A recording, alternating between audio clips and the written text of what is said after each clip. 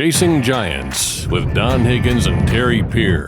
Brought to you by Osseo Camo, nature's most lethal camouflage.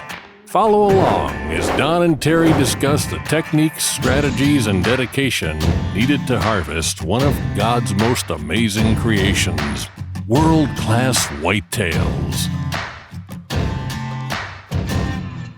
Well, hey everyone, welcome to the Chasing Giants podcast, episode 231, brought to you by Osseo Gear. This episode will drop on July 21st. Don, you've started your July seminar schedule. We want to talk about that today. We're going to talk about what we've both found on our trail cameras since we've had them out for about 2.5 weeks now. And we got a good topic tonight, and that is when to plant our fall plots, because it seems like everybody rushes to it a little bit too fast, and we want to go into some very specific details about different products, and maybe if you're doing those individually, when you should plant it, or if you're doing a blend like a Dixie and Deadly Dozen, when to hedge your bet with that. So we got a packed show with, I think, 7 listener-submitted questions today. We might even get you on a rant because we haven't talked since the assassination attempt, so you never know where this is going to go. But we're going to start it off with your event last night up in Wisconsin. Let's talk about that. Yeah, it was a fantastic event at Milford Hills. You can see my shirt and my hat. I got to show you the back of my shirt. That's why I got my shirt on. And here's the great thing is this Milford Hills is just an awesome facility. It's almost like the way I would describe it is it's a country club for hunters. And I mean, they got a gun shop and they got a restaurant and a bar, and they got facilities for weddings and corporate events, and they've got stuff going all the time. But they had Donald Trump Jr. was there on Monday with Ted Nugent. I mean, that's Holy how big and fancy this place is. And so I had to follow up Trump Jr., and I had to do it on the same night that Donald Trump was speaking at the Republican convention. So it probably held the crowd back a little bit. We had 75 or so people there, I guess, but I think there would have been a lot more just based on the members of that club. I mean, the members are all hunters, but I think a lot of people were sitting home waiting to watch Trump speak that night. And but we had a good crowd, good meal, a great prime rib meal, and lots of questions and discussions during the presentation. So it was even though the crowd wasn't huge, there was some great discussion that took place, and and Milford Hills is a real world dealer too. They sold a lot of product after that event was over, so it was a good deal for everybody. Well, I have not, I'm sorry I wasn't there. I have not watched any of the footage from the convention. I was out of town this week and got back in late, and I saw the best meme that I saw about all of it was the people that were saying that the ear bandage wasn't necessary, but they said those are the same people that wore a mask alone in their car while they were driving was the people that were complaining about it, how he covered up his ear hole. Well, just for the record, and I don't know if you edit some of these podcasts to keep me out of trouble. Nah. I suspect you probably do. You Nah. don't? So at least twice on past podcasts, I have stated that they would try to assassinate Trump. If I kept, and there's a lot of other people thought the same thing. Yeah, if I kept better notes, I could go back and play the clip where you've said it, but I would have to go through 200 and some odd episodes to figure out where you said that at.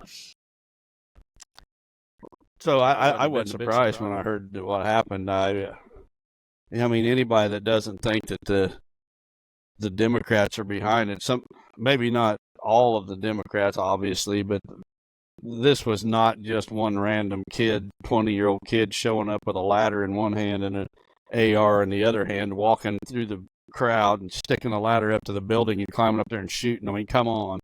You got to be absolutely brain dead to think that it was this one kid doing that. And they had him on their radar and they let him shoot before they shot him. I mean, good grief. I mean, we are very fortunate that Trump is still alive, and at the same time, absolutely tragic that someone was killed in the crowd. A father protecting his wife and daughter, a true hero. And I'll tell you what, we're seeing a true battle of good versus evil. But you know, one thing this event did, you got me on my political rant right off the bat. Let's go for it. One thing this did, though, is, I've said all along that this country is doomed. And we're living our best days now. From here on out, it's all downhill. It's all going to get worse.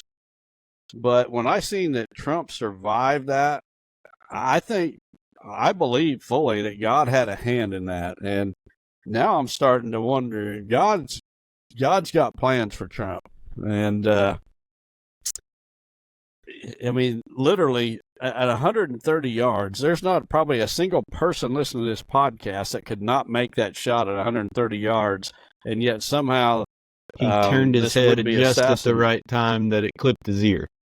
It was divine intervention is what it was. And everything that Trump's been through, with, them prosecuting him. And remember when Biden, ordered the raid on Mar-a-Lago, Trump's Florida home, you might say, he ordered the use of deadly force if needed. I mean, if Trump would have shown any resistance, Biden gave the FBI authority to shoot him. And Trump, and then they prosecute him in the courts and everything else, and Trump just walks from all of it. I'm telling you, the hand of God is on that man. And I'm wondering if maybe we can turn this country around for a while. I mean, no doubt at some point Jesus is coming, but I was expecting it to happen soon, and it still may. But yep. I'll tell you what, now I'm really wondering. Well, I'm a little bit more doomsday than you are. You're very optimistic with your approach with that one. I think either a civil war is coming or Jesus is coming back, whichever one comes first. I don't know which, but this place has never been more divided since the Civil War. If you go back and truly read history, there has not been this much divide in, from both sides, with true division. And I don't know. It does not look good. I'm glad that I might be I feel bad for my children and my grandchildren. That's the heartbreaking thing for us. But it's an answer to prayer that he's alive and well. Again, the families that were affected by it negatively that were there. I've talked about some of the people that we've gotten to meet or connect with over the years, and one of the big popular YouTube channels out there called Outdoors with the Morgans. Mike Morgan and Melissa Morgan, they're from Pennsylvania. They have like a homesteading YouTube channel. He has like a sawmill, cuts firewood. He hunts some on the channel, but just does a lot of outdoor projects. They were at that rally. And when he came home, he went live and talked for like an hour just about the experience wise there. So, we're not affiliated or sponsored by it, but I'm telling you, it's a very good watch. If you're really interested to see an unbiased, unpolitical natured person talk about what happened at that day, you can go back and watch the live feed that was released on Outdoors with the Morgans YouTube channel. But let's talk a little bit about trail cameras, scouting, your trips around the neighborhood, what you've gotten on your trail cameras so far, and then we'll take a break. But I want to get that and talk about, you got any prospects yet? I do not. I do not have pictures of it. I got a couple of pictures at the 1st of July from cell cams when I first put those cameras out the first couple of days of some bucks that I know that they just, the pictures were at poor angles where I couldn't get a good look at the bucks. I could see enough to know which bucks they were.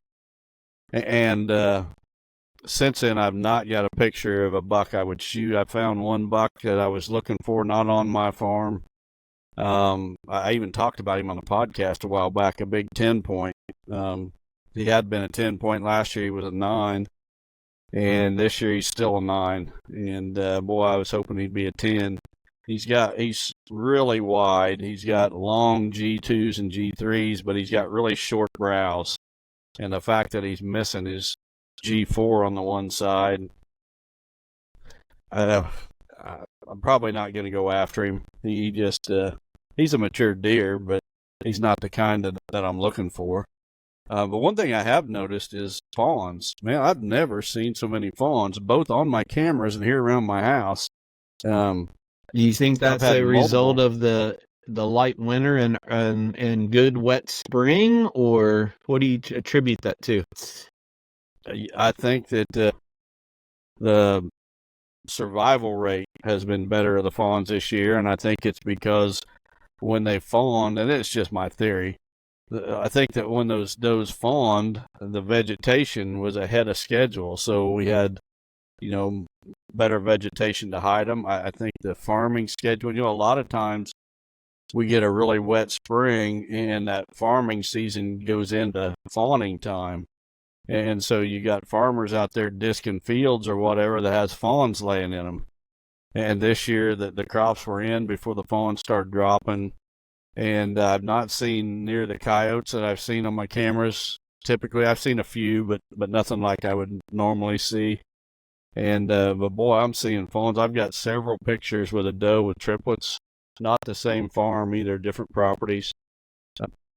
And just seeing, we got a fantastic fawn crop this year. Well, we talked about that on the podcast a while back, and we were actually worried about it because of the hay season being delayed, about how many fawn fatalities we would have, not just the hay, but the people that double crop and do winter wheat going in with the combines. If a fawn's laying in that standing winter wheat and they're taking that huge combine header through, there's no way a farmer can see them and that they could get out away from that big swath. And then, of course, the hay was so thick and tall. We kept hearing reports of how many people were killing fawns this year. So it's good to hear that maybe it'll net the same, even if some were killed. The season overall made it better fawning. So hopefully that's the case moving forward. So have you been up on the grain bin to glass much, or driven around the neighborhood much? You just haven't had time to do any of that? I've drove around the neighborhood just a little bit, couple times, but no, I typically wait till late July to really get into it. The bad thing is I've got this trip out east scheduled this year. Right, we're right at the time where I would start hitting it, after about the 20th of July. And there's about a 3 or 4 week period there, last 2 weeks of July, first 2 weeks of August, when those bucks are pretty much growed out. And, if you can locate the bachelor groups, there's a good chance you can get some video footage or whatever. But I'm going to miss the first week anyway. But as soon as I get home from that trip, I'm going to be out just about every evening that I'm free. I will be out either cruising back roads, or I'm going to be sitting and glassing soybean fields or alfalfa fields or something. Yep. We talked about this probably about a month ago, and that was, we thought that the bucks were a little bit further ahead of schedule. And I'm not asking for a final opinion on it, but one of the questions that you said that you had never seen a situation like this that you could remember. When will you be able to really say, did they stop growing a month earlier, or did they grow longer, have a longer growing season? Or is that call not going to be made until probably mid-August, or when do you think? Well, it's going to be really hard to determine, because you're going to have regular either photos or lay eyes on a buck on a regular basis to know, just when he stopped growing.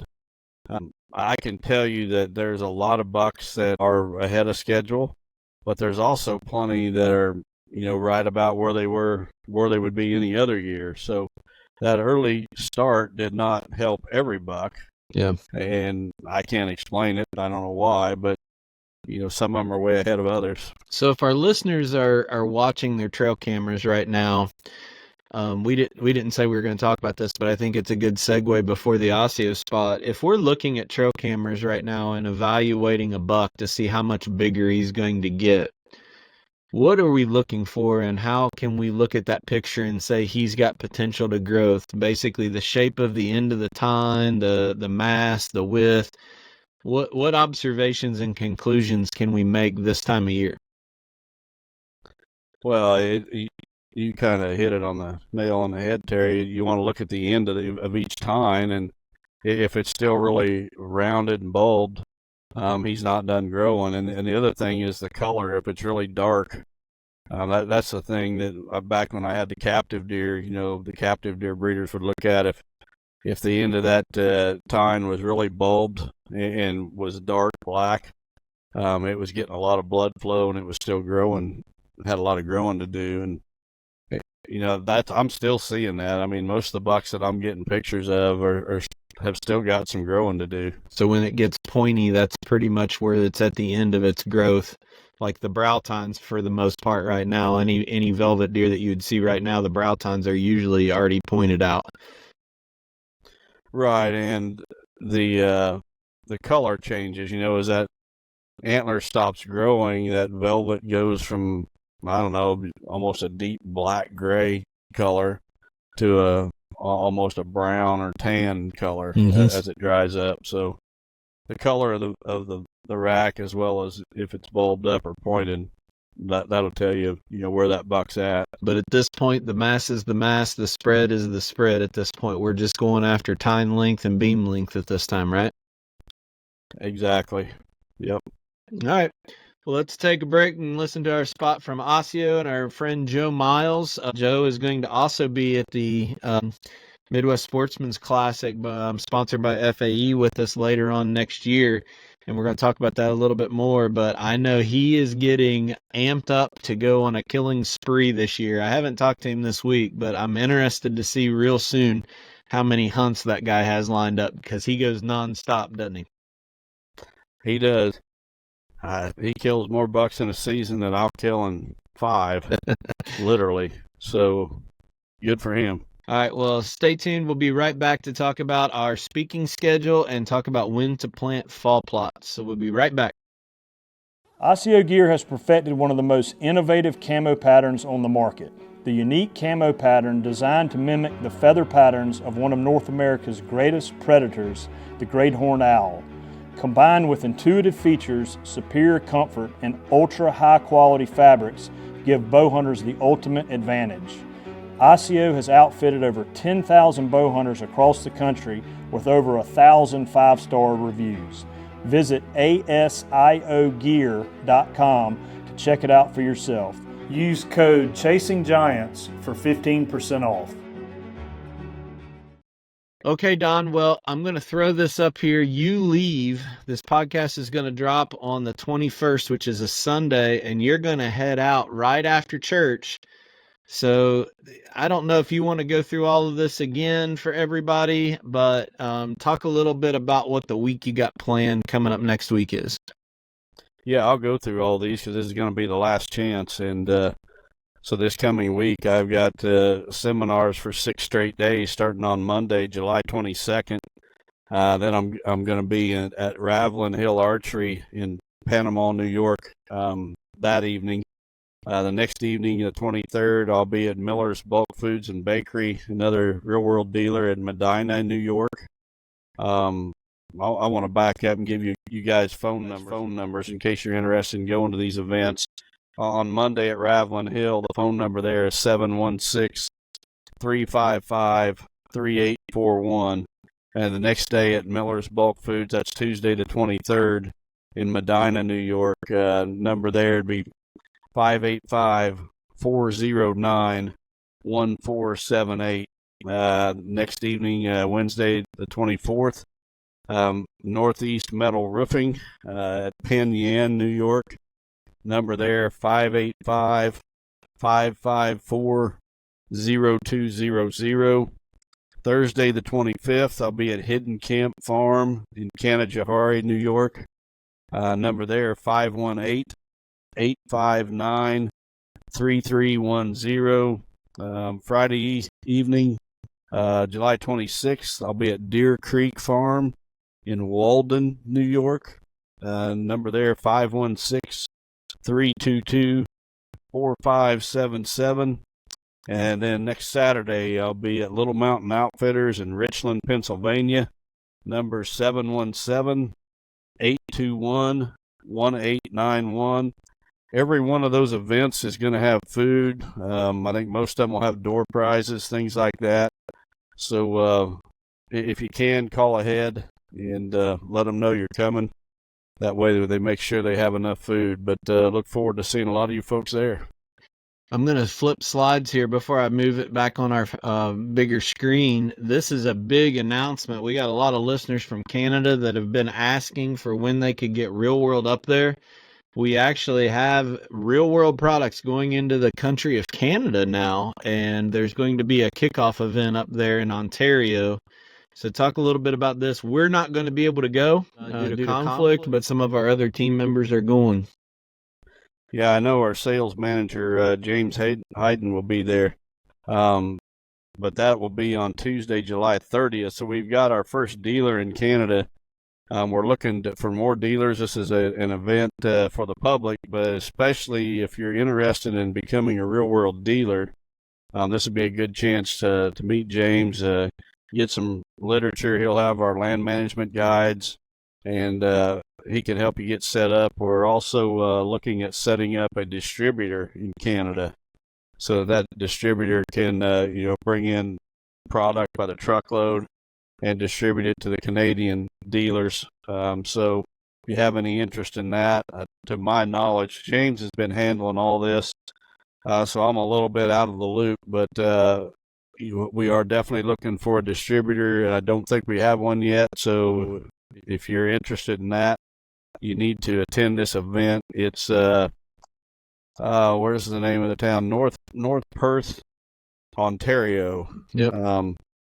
The number you need to call is 519-272-5523. Again, that's Tuesday, July 30th.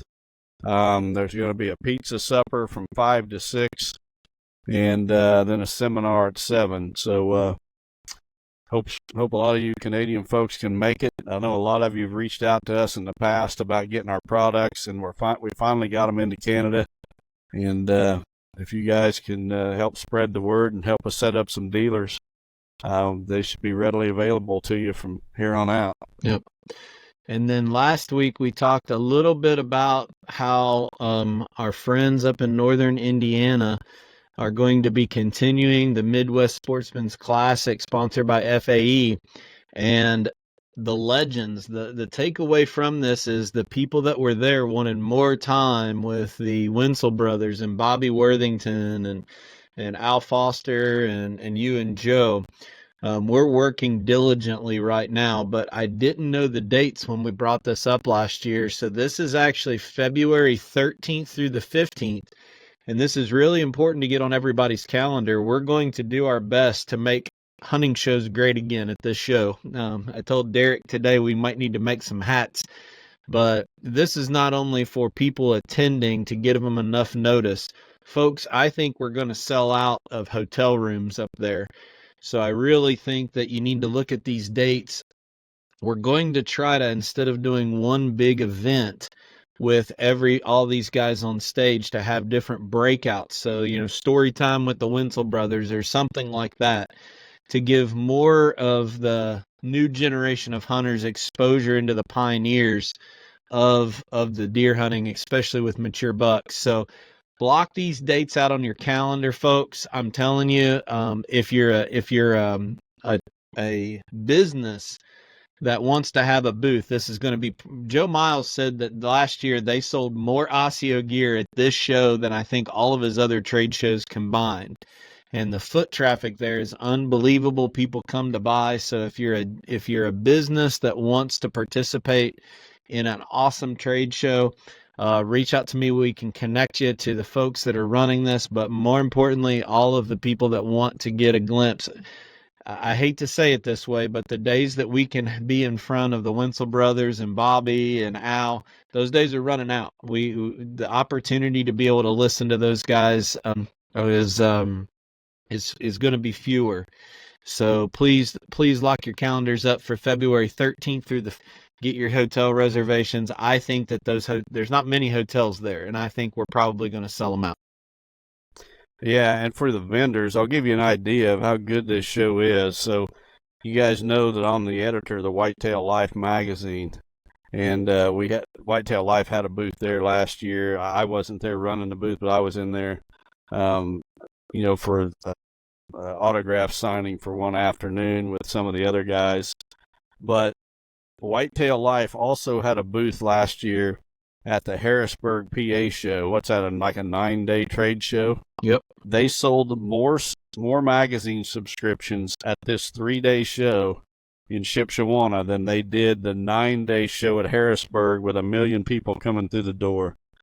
This is a great show. If you've got a new product for the hunting you want to introduce to the hunting industry, there will be movers and shakers at this show that will see your product. It's just one that, people come to buy. They're not just tire kickers walking up and down the aisles. This is a fantastic trade show for the vendor as well as just the attendees that want to see the seminars or whatever. And, like I said, we'll be doing some videos for our friends that are promoting this. We're going to try to help them and really hype this thing up. But, just talking with people like Joe, Miles at Osseo, the guys at Brenton Firearms had a booth. Jake Gingrich sold a ton of product. He came over with his tree business last year, and he did fantastic. So everybody that's there, they're wanting back. So let's really hype this thing up. If you need connections to them, you can visit their website. Just Google the FAE Midwest Sportsman's Classic for 2025, or send me a note and I will connect you to their management team. But with that, I want to turn our attention over to fall planning, Don. And you made a statement I'd never heard you make before, probably about 3 months ago, and said that the average food plotter waits too late to plant their spring plots and they start too early on their fall plots. And I thought it was just a fantastic way of describing our mentality sometimes, is we're too late to the game in the spring and too early in the fall. Explain that a little bit for everybody. Well, it's just an observation that I've made over the years, running real world. We get a long list of questions every day from a number of people, and I'm talking every single day. And, even like today, here we are at the end of July, and I had questions today, is it too late to plant soybeans? People want to plant in the middle of the summer for whatever reason. I also seen a social media post from a land manager out in, we'll just say he's on the East Coast today. He's out planting fall plots already. And here's the damage or the negative of planting too early in the fall. The plants will get too mature and lose their palatability. By the time hunting season rolls around, they're not going to be that near as attractive to the deer. The deer like a young, tender plant. And when you go planting these cereal grains too early, they lose their palatability, and then the deer just don't want to hit them. So there's a reason to wait. And, I don't know why people want to jump the gun in the fall, but they want to drag their feet in the spring, but it just happens every year. Well, I think number one, it loses its palatability. Number two, if we're really doing, we came up with this slogan at Real World All In, and we're trying to provide for our herd and the habitat for all animals through the entire year. Planting these products too early will cause them to mature and die and not come back in the spring, versus go dormant and blow up in the spring. And we're sitting here talking about how great of a winter we had. It wasn't real harsh. We had mild winter, and those fall plots that people had that they planted at the right time in the summer flourished and became a health benefit for your deer this spring. So think about it that way. We've been spending all this time bragging about how great of a condition we had and how the clovers greened up, the cereal grains were coming back, winter peas came back before we could get our crops in, and what that's done is a benefit to our herd. But if we plant these products too early right now, we lose all of that because the plant matures and dies before the winter. Yeah, the seminar I gave last night in Wisconsin there, I highlighted 4 different tips for having a successful food plot in the fall. And I'm not going to go through all of them because it's the same program I'm going to use at my seminars this coming week. And I don't want to spoil it for people that are going to attend. But one of those was timing of your planting. is a critical step in a successful plot. And here's one of the slides from my program that you can see on the screen here. And, what we want to do is backdate from the expected first frost.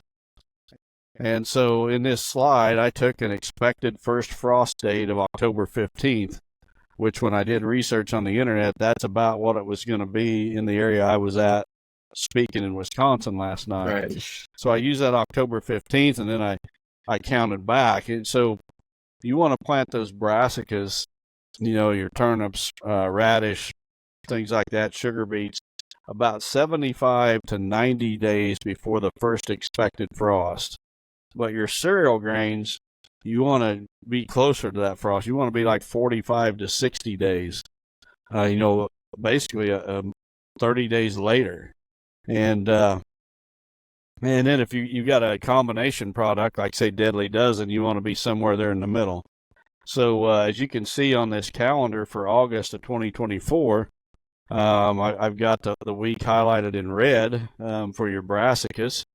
Then I've got one in orange, which is at the end of the month for your cereal grains. And then in between those two, I've got yellow, which would be your combination products.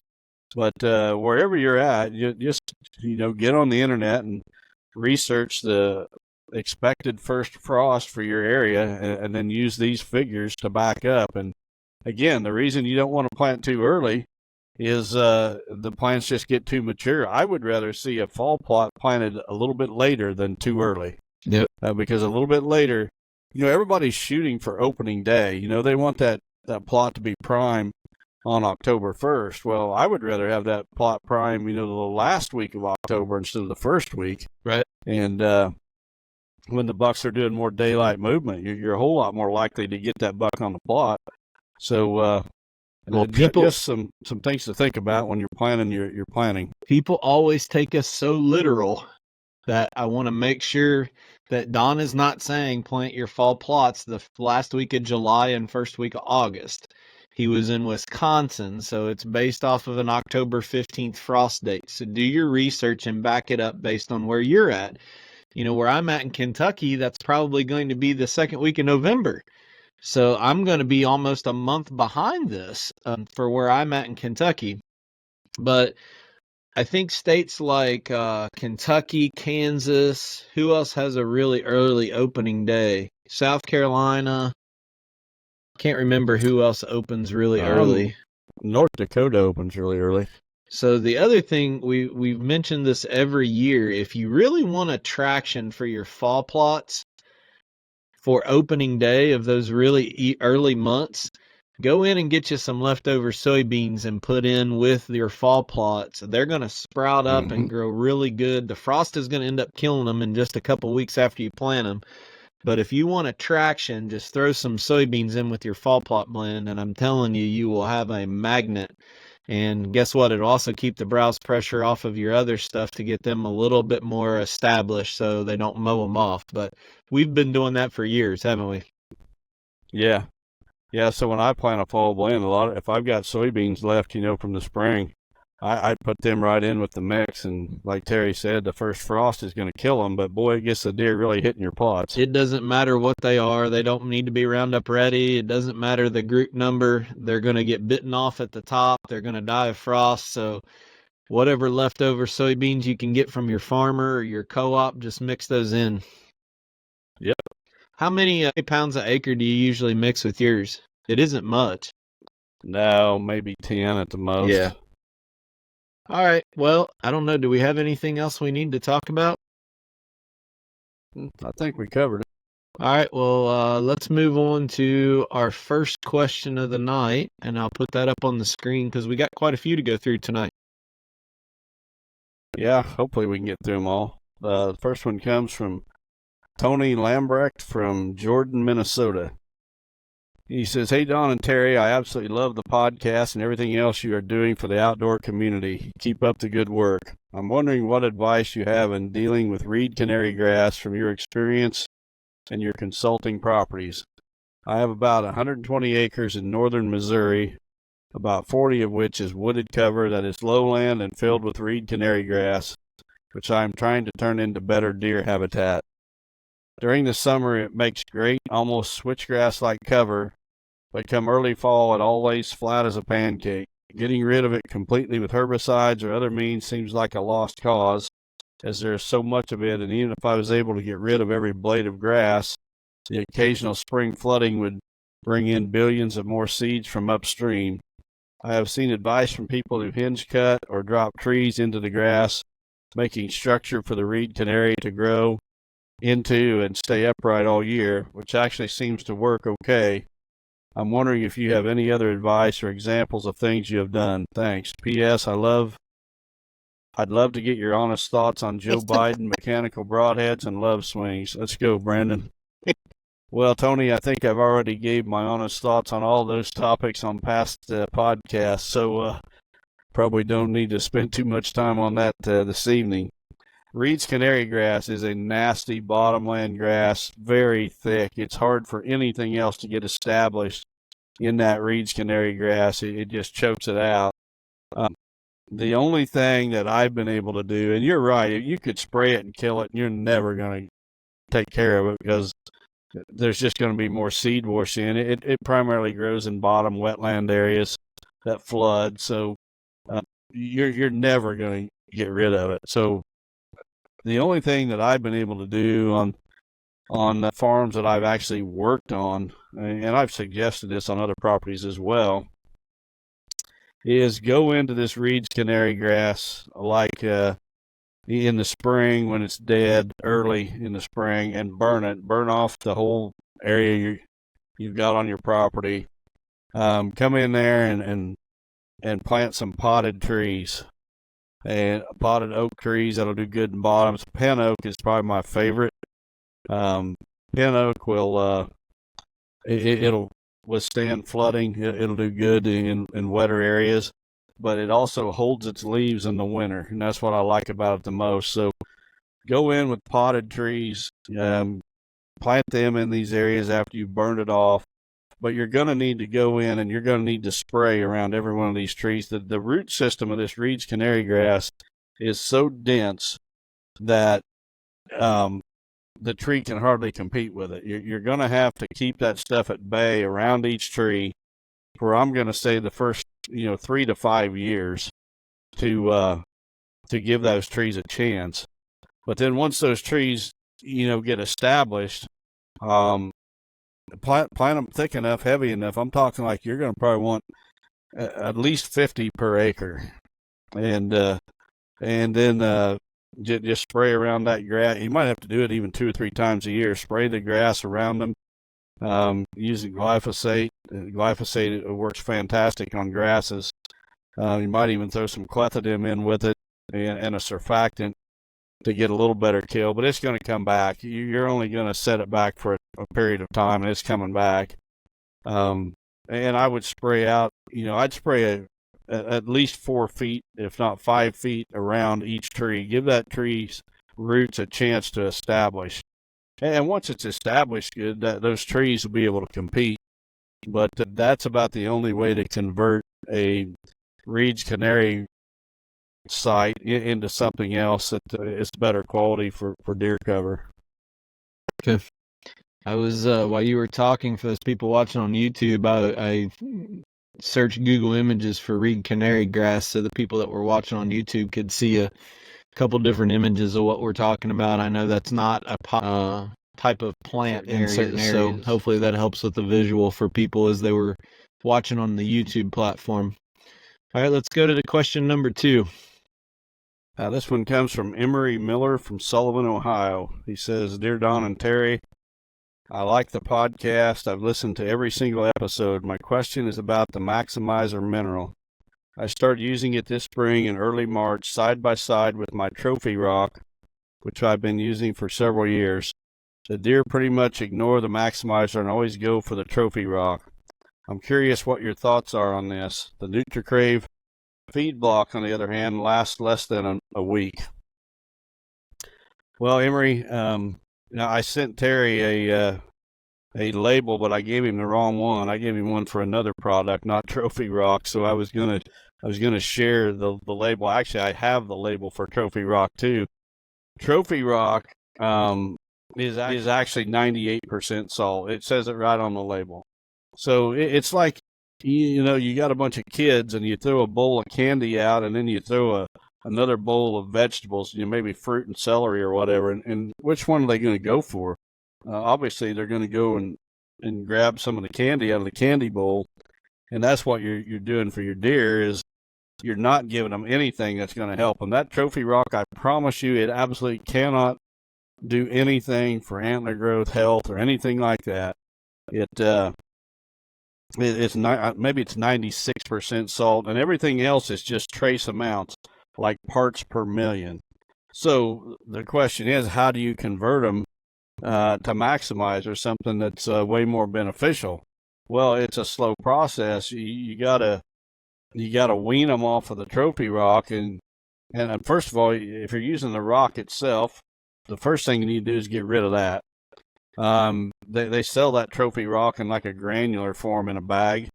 So what I would suggest is first you go to all your mineral sites, and you, in a bucket, you mix up 75% trophy rock, 25% maximizer, stir it up, pour it on the ground, let the deer consume that. And when you come back to replenish it the next time, you go to 50-50, 50% trophy rock, 50% maximizer, and then you pour that in the mineral site. And the third time you come back, it's 75% maximizer. You're down to 25% trophy rock. Mix that up, pour that in the site, and from then on, it's 100% maximizer. And what you're doing is you're converting those deer from that candy type product to something way more beneficial, way more nutrient dense. Maximizer's got 20 different nutrients in it, all at the right levels. It's not even like really comparing. So the analysis that Terry has up here on the screen, that is not trophy rock. That's a Lucky Buck, actually, which is about as bad. As you can see, the Lucky Buck comparison here on your screen, it's 65% salt. It's got calcium, but that's it. And it's got trace amounts of iodine and selenium. But, it's a candy type product. And here's the thing. It will absolutely attract deer. If all you care about is getting pictures, it'll absolutely do the trick. It'll pull them in. You get all kinds of pictures. But if you're really, truly trying to help the deer herd, maximizer is the way to go. The other thing that we learned through guys even as far back as Aaron Gaines, to Dr. Shipley, to Dr. Strickland, is when you have a true mineral that's balanced correctly. In other words, all of the ratios are at the right point for what specifically a whitetail needs. And that's what's so hard for people who are mixing the stuff up in their cement mixer, doing their own recipes or a high salt-based content. What the biologists are telling us is that, and this isn't real world, this is the people that study the gut and the physiological attributes of a whitetail. When you have the right balance of what the deer needs, they don't have to consume as much to get what they need. So we get questions sometimes that says, oh, well, my hole underneath my salt block is 2 foot deep, and they don't spend as much time on the maximizer as they used to on my salt. We have to understand that if we're giving them what they need in the right ratios, they will consume less than what we've ever seen. So don't think that you're not doing what you're supposed to. They just don't have to intake as much salt to get the micronutrients that they're trying to get through the salt, if that makes sense to everybody. Mm-hmm. And that's from the biologist. That's not from us. The better the product, the less the deer will consume. However, if it's in a region with poor soils, they were going to consume more. So Sure. You get the rich soils of the Midwest heartland, those deer are not going to consume as much mineral as, say, southern Missouri and the Ozarks. So there's a lot of different factors at play, but it really comes down to, are you providing your deer with an attractant or with a beneficial mineral? And we've had that if all you care slogan, about is pictures. Yep. We've had those that slogan, dare to compare, and if I'm being honest with everybody, we'll put our products side by side with everything.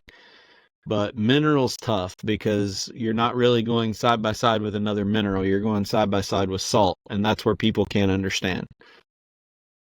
And there's really no way to do a side by side with two minerals in the field.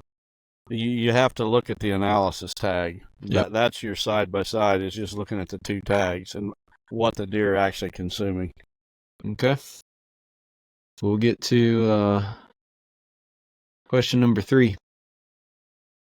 This one comes from Michael Scott from Bay City, Michigan. It says, Don and Terry, please keep up the great work with the podcast. I can't believe every deer hunter in North America doesn't listen to it. Solid advice on deer hunting and life. My question is about your real-world products. Why have you guys not tried to get your products into major retail chain stores to make them more readily available? What about Amazon? It seems like you could really increase sales by making them easier for people to get. Just an idea. Well, Michael, at one time, we did try that, and what we learned was that the profit margins in our products are not big enough for these big box stores, and especially for Amazon. They just demand high profit margins to put your products on their shelf. And we were not about to sacrifice quality. And if you think about it, you can think of other products that you cannot go to big box stores and buy. A Matthews bow, for example. You can't go to Walmart or one of the farm stores and buy a Matthews bow. It's the high top of the line bows. They don't want to sell them at a discount store. They want them to be sold at a business where the person selling it knows the product. If you go into whatever, Walmart, to buy a bow, the person selling you the bow doesn't know squat about it. Food plot seed the same way. And over time we come to realize that that's not where our product needs to be anyway. It needs to be where the person selling it can educate the consumer on why it's better and how to properly use it. We dabbled when Wes Delks first bought into Real World.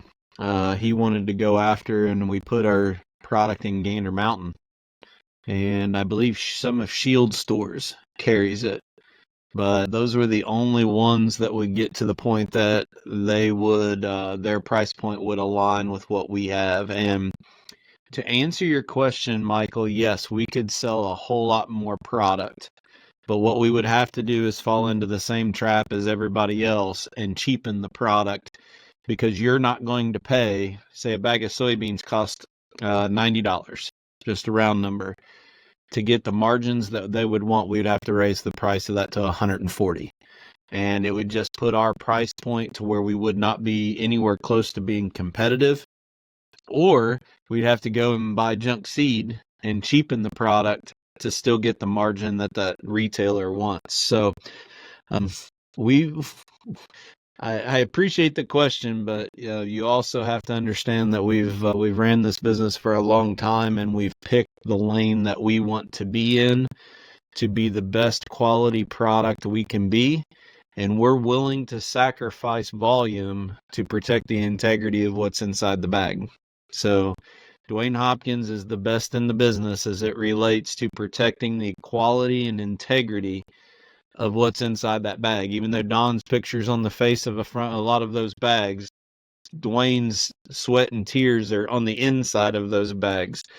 And just to sell 30% more product a year, it's not something we're willing to compromise for. So yeah, we have to dabble with playing the game with UPS, because it sucks that they have surcharges on shipping, that we get hit pretty hard with that. If you remember the first meeting we had with Joe Miles, we were introduced to Joe Miles through another company in the hunting industry that was starting to sell their product through Amazon. And they took us to the broker that was helping them with Amazon. And they flat out said it was the worst mistake they ever made, because they had to cheapen the product so much. So there's a lot of cycles that go on in the hunting industry. There's a lot of companies that come to market with a product, say like Real World, or you look at any product, and what happens is either that company doesn't ever survive, they go out of business, or they're bought by one of the conglomerates like Pradco or, one of the other Synergy or Plano. And then what happens there is they're run by the bookkeepers and the accountants, and the quality gets poor. So, for those who didn't know, Analogics just got sold about a month and a half ago. So their Analogics is now owned by one of the big conglomerates. So it's this vicious cycle of how do we get our product out where we can as far as we can, but are we going to sacrifice the quality to get the retailers the margins and the buyback programs and all of that stuff that they want, and it's just not worth it to us. So it's a business decision. If you want a good tip on seed products and mineral products, if they are being sold in a big chain store, they are low quality products. It just has to be. They just cannot have a high quality product and have the profit margin. They would price themselves completely out of the market. If you see a product, and the seminar presentation that I'm doing, I spent some time Monday of this week in a big chain store with my cell phone camera, taking pictures of the labels of some products. It's another point that I'm going to make in my seminar. You can go right down the aisle, and they're full of cheap filler seeds, poor germination rates, and on and on. Those companies cannot afford to put the good stuff in the bag because the profit margin for them is so tight. The store makes more money on those products than the company does. And those stores typically want about 30 to 40% profit. And they really want 40. And they almost will not go below 30% profit, or you won't be on their shelf. So to have that kind of profit, they've got to cheapen what's inside that bag. So great question, Tim. I hope you understand. Or if that wasn't Tim, I'm sorry. Who was that? Michael. Sorry. Tim's got the next question I'm going to put up on the screen for you. This one comes from Tim Gwynn from Austin, Indiana. It says, "Hi, Don and Terry. First, I would like to say that I love the podcast, but after Thursday night's announcement on the Whitetail Master Academy, I feel distraught and kind of sold out. I was totally floored by your announcement. It was big, but not in a positive way, at least right now. I joined the Whitetail Master Academy for exclusive information and knowledge from you, a tried and true, world-class, experienced deer hunter. No bad feelings towards Jake, but he just isn't old enough to have the wisdom or pedigree that you have. I know you did a good job of trying to sell him to your audience, but what can you do or say to reassure me and the rest of the Whitetail Master Academy that it will be worth investing in the future? Second question, can I mix clover and chicory in with my Deadly Dozen fall plot? My thought is to get the clover and chicory in the ground for next spring, or would I be better off frost seeding it after the season has ended?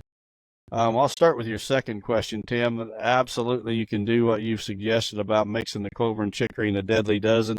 Then in the spring, that clover should be there, and you just start mowing your plot. There's going to be some of those other plants in the Deadly Dozen survive the winter and come on in the spring as well. And you just continue to mow that plot, and you will end up with a plot of straight clover and chicory. In fact, I'm going to do something very similar on my farm on a new clover plot that I'm going to be planting here in the next 30 days or so as well. But Whitetail Master Academy question, I think you totally misunderstood.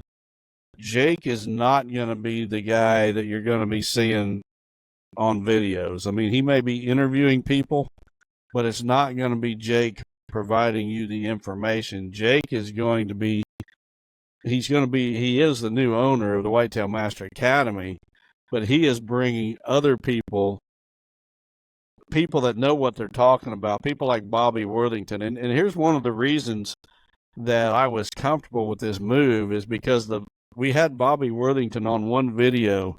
It was either early in the spring or last winter. We had more positive feedback about that video than probably about any of them we've ever done. And so you're going to be seeing more from people like that. Jake is just going to be the one putting it all together. Well, I guess you need to tell everybody listening that maybe didn't see the announcement what the announcement was, because a lot of people are probably scratching their head right now. Well, if they're a member of the Whitetail Master Academy, they know that,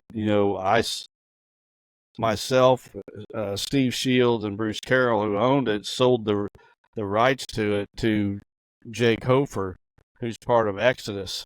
And you guys are familiar with the Whitetail Crib series, video series. Jake is the one that does those. So he's kind of I don't know if you'd call him a social media influencer or what, but he provides a lot of great content. And the fact that, that Bobby Worthington video received so much positive feedback, that gave me comfort in doing this, because you're going to be seeing other guys like Bobby as well as myself. I'm still committed for a minimum of 1 year. And the reason that I did it for 1 year is I wanted anybody that has subscribed to know that for their subscription period, I'm still going to be there. So I am committed to one land management video every month for the next year. And I'm planning to go way beyond a year, but for at least a year as this contract, I have to provide one land management video a month. I continue with the Chasing 200 series that I do. Real-time videos that I post from the field, and the live events that we do every month. For the next year, I've committed to at least 6 of them. So half of them you're going to see in the next year is going to be me. The other half will be some of these new guys. But it's not Jake that is going to be providing you the content. He's just the guy putting it together and bringing it to you. The info's coming from other more experienced deer hunters. And Jake's a great guy. We don't want to discredit Jake. Absolutely. He has his own podcast. He talks about buying and selling agriculture and recreational property. So I mean, those guys put out some of the best technical support and technical product videos of anybody in the. They put a lot of effort and time into their outlet with Exodus. But the benefit for everybody that's a member of that is, you have your followers, but you also have people that will never watch you. But this is going to give different perspectives of different people that hunt different styles of topography, public land people, mountain hunting. So I think it's going to be a more diverse for people, if that makes sense, than just the guys who signed up for you. But you're not going away. So all hope is not lost. You are not Joe Biden and backing out of the race. It's absolutely a positive. And, like Terry said, we got a lot of requests for people saying, hey, I hunt in more hilly, mountainous terrain. Your stuff's all about farm country. It's going to be way more diverse, and you're going to see a lot more content. What it came down to was I was having a hard time coming up with new videos every week, new ideas to cover in new videos. And by bringing on other people, it's just going to be a flood of new information on topics that I've never covered, because I don't have the experience in like hill country. And we hope to be making an announcement of something that you're also going to be able to have access to, probably either next week or the week after. So we said a couple of weeks ago, we're not pulling back. We're actually doubling down. So this Whitetail Master Academy will still be something you invest your time, effort, and knowledge in. But we're also going to be doing something else that's pretty cool too, that we're probably about 2 weeks away from being able to announce it. So, all right, well, we got a next question is from Chase. Chase Myers from Kendall Park, New Jersey says, hey, Don, I had a question about EHD and why it is taking the deer herd so long to recover. We had a big EHD problem in New Jersey a couple of years ago, and I haven't been seeing near that many deer on my property after that. Is there any way to bring more deer back to my property? Thank you, Don. God bless. Well, Chase, it comes down to you got to quit shooting them. And I seen it here in my home state of Illinois in 2012. We had a terrible outbreak that wiped out probably 75% of the herd in my area. And it literally took, 8-10 years to get those deer back. So we're just now back to about what we was at that time, numbers-wise. And the state did absolutely nothing to pull back on the number of tags. And the hunters, they shot less because there was less deer to shoot. They had less opportunity to shoot, but hunters as a whole, I'm not talking about any specific individual, but as a whole, the whole hunting community did not pull back on their harvest for the most part. Most guys went to the woods and they were still going to shoot a deer. If they were shooting 1 or 2 or 4 deer before EHD, they were still going to continue to try to do the same, even though it might have taken them more time because there was fewer deer. You got to quit shooting them. If you want them to rebound, they can't rebound overnight when you continue to shoot them. It's all about allowing them to live. So it's all about trigger control. I don't want to be the bearer of bad news, but the big EHD outbreak where I hunt in Illinois is about an hour from Don's, and that was in 2012. And I'll tell you, it still isn't back. So we're 12 years after now. And the age structure and numbers have not been what they were, but the DNR has not adjusted the harvest to account for it. So when you lose 70 to 80% of the entire deer herd, like they did in 2012, and you still allow non-residents like me to come in and kill 2 bucks, something wrong.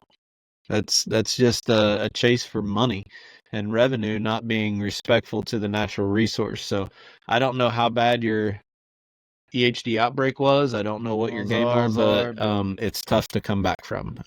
Sorry, it's not great news, but you have to individually make the difference. I don't trust that the DNR is going to make the right decision. At least they didn't where we hunt. Yep. Next one is Anonymous from Pennsylvania. It says, Don and Terry, I appreciate the podcast and never miss an episode. My coworkers and I listen to it while we work every Monday morning and then discuss the topics on our breaks and lunch that day. One thing that some coworkers suggest that I would like to have some clarity on. A couple of guys say that Don only kills big bucks because he has a special property that he hunts, and he could not do that if he hunted where most deer hunters hunt. Most of us think that Don's tactics will work anywhere to kill the biggest bucks in an area. I would like to hear Don's comments on this, as I have heard him say he hunts on permission properties and even some on public land. What kind of success have you had off of your farm? Well, I've heard everything from the haters, and obviously you're not a hater. I appreciate you just flat out asking instead of just assuming things behind my back and spreading rumors. So I'm looking at a wall in front of my computer here that's got, I counted them up when I got your question. I was preparing the outline for this podcast. There is 21 deer heads on this wall. 7 of those came off of my farm. 14 of those, 2/3 of them, came off of other properties. I have leased properties in the past, but I have never killed a single deer on a property I leased. I just couldn't find one that I wanted to. So all those other 14 deer either came from public land or permission-only properties. So on my other wall, right next to the one I just talked about, I've got my 5 top bucks, my biggest 5. Those 5 bucks came from 4 different properties. 2 of them came from my farm, and 3 of them came from 3 different permission properties. I mean, there's the proof right on the wall that most of my deer have not come from my home farm. Now, my home farm, I believe it is the best property I've ever hunted. It's a special farm. It's got bigger bucks and more bigger bucks than any place I've ever hunted due to the management. I've let bigger bucks walk on my farm that if I was on a permission property, I would never let them walk. As far as could I do the same thing on the kinds of properties that other people hunt? Well, I don't. If they're not there, you can't kill them. I don't care who you are. I think that if I lived someplace long enough, if it was mountainous terrain or if it was, up in the north woods of upper northern Wisconsin, Minnesota, whatever the terrain would be, I think given time, I could kill some of the better bucks in those areas. That doesn't mean I could go up there today with zero experience, go to Texas with zero experience, whatever. South Carolina, where Joe Miles is at, these different types of terrain. I don't think I can just show up anywhere and immediately start shooting the biggest bucks. But I think given time, I could probably shoot some of the bigger, older bucks in about any terrain in North America. To this day, like right now, I've got cameras on 2 different tracts of public land looking for a target buck. I have not found one on public land yet. I'll continue that search. I've got cameras on probably at least 10 different private permission properties where there's no food plots. There's been no habitat work done. I'm hunting the biggest bucks I can find, no matter where they might be. And I don't know what more to say about it. I think the facts of the figures I gave you of the bucks that are hanging on my wall shows you clearly that most of the bucks I've killed have not been on my home farm.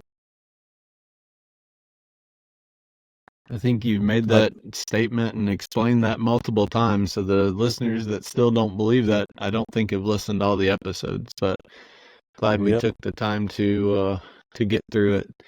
We're right at a little bit over an hour, but I want to get this last question to end the show off of, and think it's a good question here.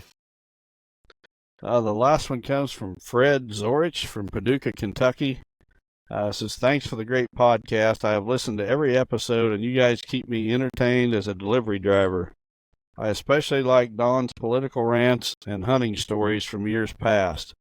My question is regarding deer hunting goals that you guys have, both for this coming season and for the rest of your hunting days.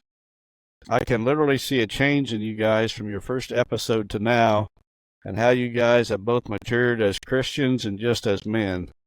Because of this, I am guessing your goals might have also changed over time. I would love to hear what your goals are, both hunting goals and life goals. Thank you, and God bless. Well, Fred, ironically, I had a conversation with Wes Delks, I don't know, about 3 weeks ago or so, when him and I went to Ohio and spent plenty of time in the truck. And I shared some pretty lofty goals, deer hunting goals, with him that I have for the rest of my life. And I guess I might as well throw them out for the public. I mean, can't do no more than hate on me. It's not like I don't have haters anyway. So there's a couple of things I would like to accomplish in the deer woods. One, I would like to shoot a public land buck that scores at least 180 inches. And I'm going to tell you, that's going to be a very difficult thing to do, especially I'm going to be 61 years old next month. I don't know how many more years I've got, but finding a 180-plus buck on public land is an absolute challenge, just finding him. So that's going to be very tough. The other thing I would like to do is I would like to shoot 2 more bucks over 200 inches to give me 5 total. And I would like for at least one of those bucks to come from somewhere other than my home farm. So you talk about some lofty goals. I don't know how much loftier you can possibly get for a 61-year-old guy to want to kill 2 more 200s and a 180 on public. And one of those 200s cannot come from his farm. So that would be my deer hunting goals. Now my life goals are absolutely, I think they've changed in recent years. And my life goals is to be the kind of grandfather to my grandsons that 25 years after I'm gone, they still think about me all the time. I want to leave a legacy. The video that Steve done last year that was released last Thanksgiving, The Legacy of Babe, I think really describes what my goal is, my life goal more than anything. I want to, I want those grandsons 25 years from now to be Christian men that remember back when their grandpa Don, did things for them, set examples for them, that they continue to follow 25 years after I'm dead. And my own grandfather's been gone for 30 years now, and he was that kind of grandfather. He set the bar really high. He had high expectations for me. Would do anything for me when I was a kid, but when I would get out of line, he would not hesitate to pull me right back in line. And he left a legacy in my mind, my brother's mind, I know, that we will never, ever forget. And that's the kind of legacy I want to leave for my grandkids. That's awesome. What about you, Terry? You got to have some goals. I'll start with my life goals because there was a pretty big event that happened in my life this past week. We actually signed the papers to acquire a company. So my wife and I own 50% of a company that distributes and sells Mazak machines. So if everybody remembers the company that I was with for 28 years as the manufacturer, now I own one of their organizations that sells and does aftermarket support with them. So, it's the first time with me ever having this much say and ownership in an organization. So a life goal is, you the same way. You want to obviously have high aspirations of growth, but when I really reflected this last week, I want to use it as a ministry, just like I did Lester's Feet, just like we've done with this podcast. And, right now we have, I think, 12 employees. I put 2 job offers out this week. If I can use this company to be a blessing and witness to people, that's what it's all about. And the growth and the success of the business, I fully believe, will take care of itself. I think we've been shown that over the years. It doesn't take a lot of faith at this point because of how we've seen God work in everything we've done with Real World or Higgins Outdoors or Chasing Giants or Lester's Feet. When we've been faithful to him, he's been faithful to us through whatever times come our way and whatever distractions and turmoil and just total bullcrap that we've had to deal with. I mean, and even though there's frustrations and bumps in the road. So I don't want to, my life goal is as I've spent pretty much more money than I've ever spent in my life on this last week, and basically laid out the path for what my rest of my professional career is going to be. I don't want to fall into the trap of how am I going to grow a company, or how am I going to gain market share, or how am I going to make more money. If I can't save a soul or reflect Christ through what I'm doing, it's all a failure. And however the business ends up, it ends up. That's where I have to really focus my life goals or my professional goals on, is not falling into that trap that says I got to grow, I got to expand, I got to get bigger, I got to hire more people, I got to make more money. That's all going to take care of itself if I put it in the right perspective. So that's where my head is telling me now, and I got to have people that surround me in my circle that's going to call me out when I get distracted towards the other thing. As far as deer hunting, it's kind of the same lines. Is I have not shot a target buck in 3 years. I shot a wounded buck 2 years ago. I did not shoot a buck last year. I think we talked about it on the podcast. I think I passed 12 deer last year over 145. None of them were over 160. You were talking about your mounts. I have 17 bucks that are 5.5 or older in this room that I'm in right now. One of them was a 4.5-year-old.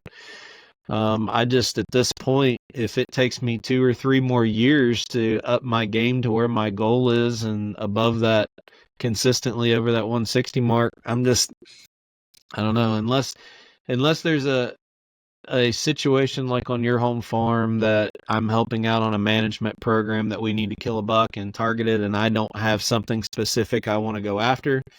For me to go and target a buck that's not in a cull program, I want it to be a 5.5-year-old or older and over 160. So if it takes me 3 more years, 4 more years to do that without killing a buck, I'm completely okay with it. I don't want to fall into that trap where I have to produce content or justify myself because I film a hunt or I'm on a podcast to just kill something for the sake of killing something. I have not deviated my harvest goal since I've been on this show. It's probably made me stand more firm into it. Well, that's one thing the show will do when you throw something out. It's like you're holding your own feet to the fire. But I want everybody to know that if Don had another 10.5 or 11.5-year-old 6-pointer on his farm that scored 115 that we knew was 10 years old, you better bet your rear end that I would go in and hunt that deer for the sake of killing another 10.5-year-old.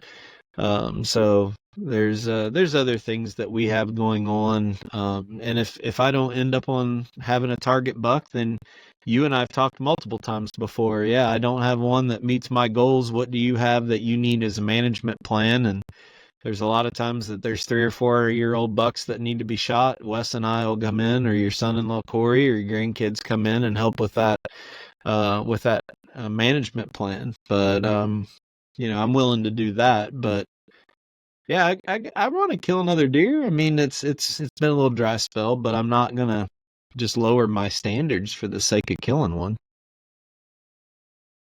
You'll get there. I don't think 3 years either. If it does, though, it's fine. I don't care. Nobody listens to this show because of me. Oh, I wouldn't say that. But...